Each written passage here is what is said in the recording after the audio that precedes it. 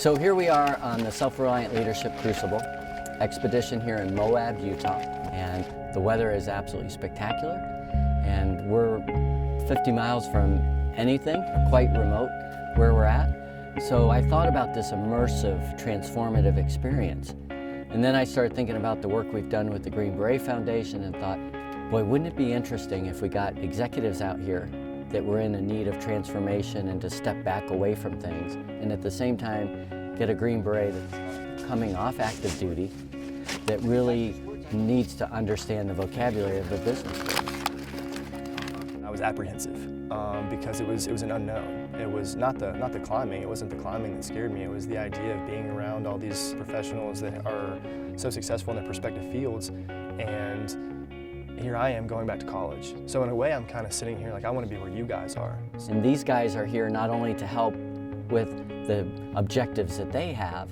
but they're here to help Naren. And what's going to happen is Naren's going to help them.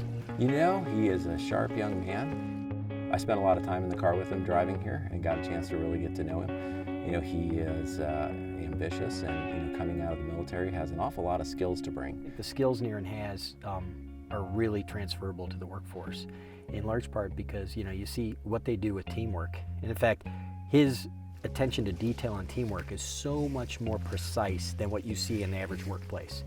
Risk that leads to failure isn't necessarily such a bad thing, because once you realize where you can push to, then that means the next time you push, you'll just keep pushing a little bit more and a little bit more. Push the threshold. Yeah, so having that safety net of a team and the people around you encouraging you to, hey, if you failed, so what? Learn from it and just keep moving forward. Yeah, but the reality is no one failed today, but there was a lot of wisdom. And there's wisdom to say, whoa, don't do that. Use your feet, do this, do that. So there's a lot of people helping out to make sure there wasn't a failure.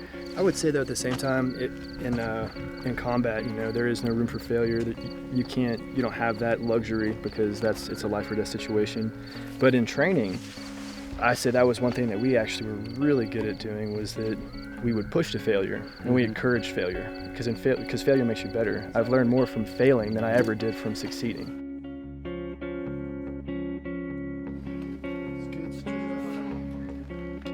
His presence. So he's 31 years old. He's seen a lot of different things, gone through a lot of challenges. He's very humble. He's also very strong. He cares about people. I think about him and am impressed, but I also can understand the challenge of transitioning out of a role that he played for since he was 18 years old.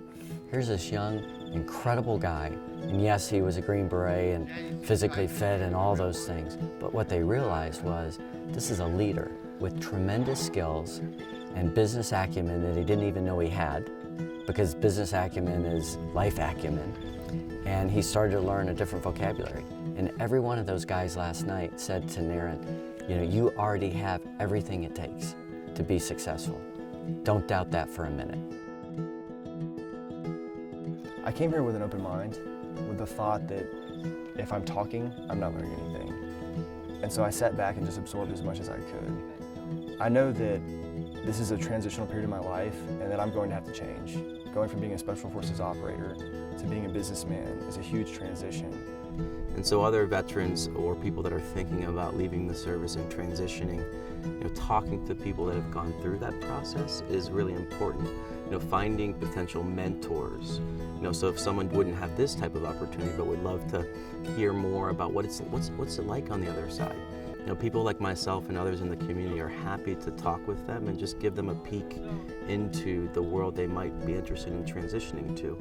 So one of the great things that happened on this trip was that Josh offered me the opportunity to come to Western Union and learn about their corporate culture and get the experience to see what it's like inside the office and how it works and the dynamic of that.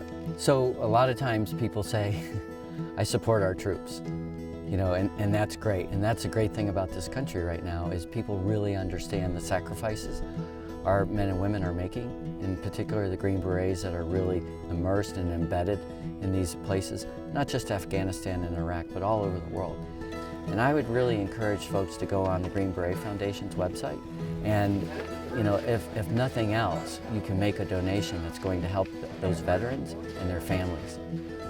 I After spending more than a decade fighting for America's freedom, I'm really looking forward to the opportunity to enjoy some of that myself and all of the opportunities that America has to offer. It's limitless.